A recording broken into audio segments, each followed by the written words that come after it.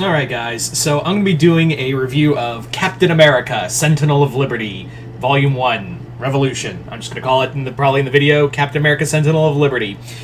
This was another comic that was sent to me by my good friend Chris, aka the Mount Vernon Kid. Chris, thank you so much again for the comic. And the others, I do know he is sending more of the Marvel Haul soon. This was the end of, this was the last book of the first round of Marvel Haul books. There was a non-Marvel book, which I will get to at some point. It's not a Marvel book. Hell, it's not even focusing on a comic character, but it is I guess you could call it an IP, maybe? I don't know.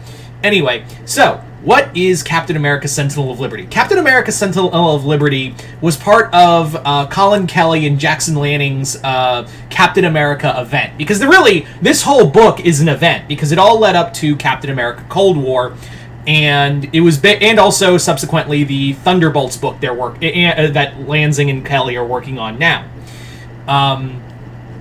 Yeah. So basically, for a little rundown, in the Kelly and Lansing era of Captain America, what they wanted to do was come out with two Captain America books that were running simultaneously, but kind of telling the same story. Sentinel of Liberty, which focuses on Steve Rogers, and Symbol of Truth, which focused on Sam Wilson. And basically what it is that both of them would be encountering a group called the Outer Circle, which are a group that kind of control the order of the world, which we've kind of seen in comics. Hell, even this isn't the first time Marvel's done that, right? Like, it all feels like we've done this before. Like, we've done this 100 times over, and it really does feel like the comic knows that too, where it's like, yeah, I feel like we've done the whole secret order that controls the world thing a few hundred times over.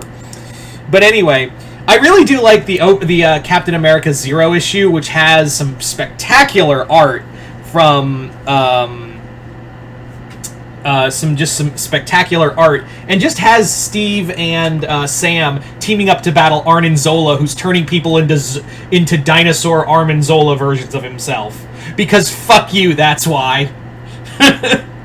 But yeah, the rest of the story involved, while Sam is dealing with his thing in Symbol of Truth, Sentinel of Liberty deals with Steve going back to his old home in Brooklyn, kind of reconnecting with people. And what I like is that people, like, everyone knows he's Captain America. Like, everyone fucking knows that he is 100% Captain America.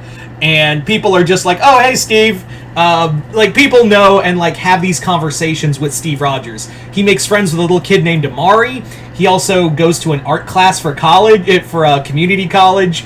And he also goes to, like, a union club on his days off. So Steve basically talks about, like, in his monologue, I just want to have normal friends. I don't hate my Avengers friends, but they're work friends. So I want to have, like, a normal... There are times where I just want to put the shield down and have a normal life. And I think that's where the biggest strength of this book is where Steve having a normal life. Because how many times more often than not have we seen Steve Rogers get into these situations and really just not have a lot of friends to really talk to?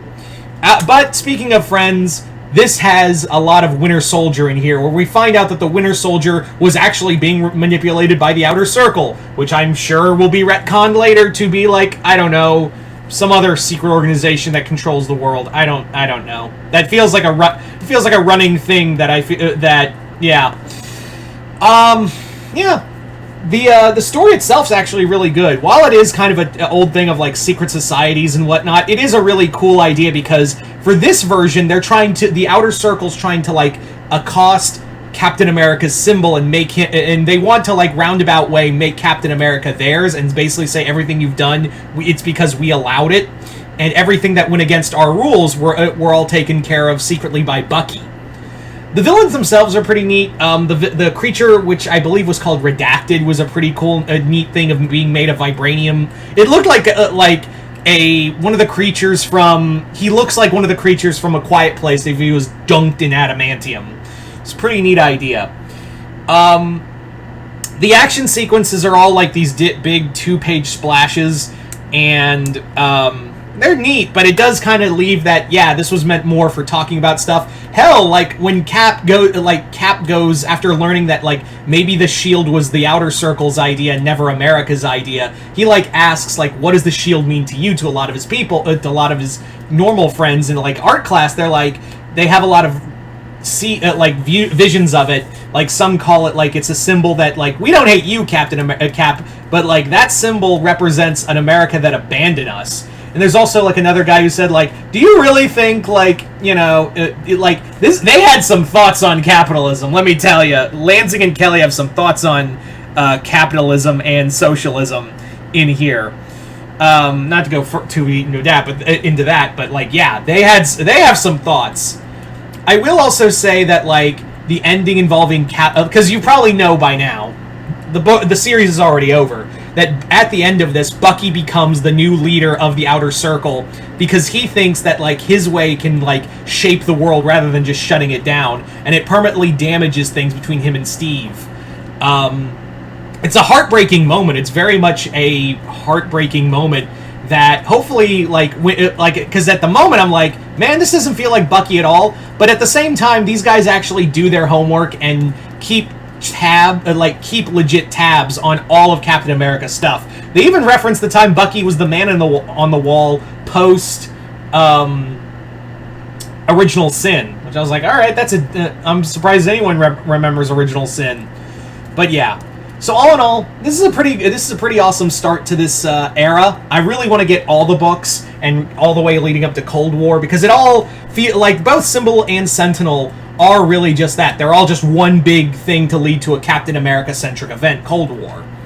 But anyway, so there you go, guys. But you guys tell me in the comments below, if you've read Captain America, Sentinel of Liberty, let me know in the comments below, what did you guys think of this book? And once again, just comment below, let me know. Once again, I'd like to thank my good friend Chris for sending me this book. Other than that, hope you all enjoyed this. I'm Mr. Multiverse. I'll see you next time in the Multiverse.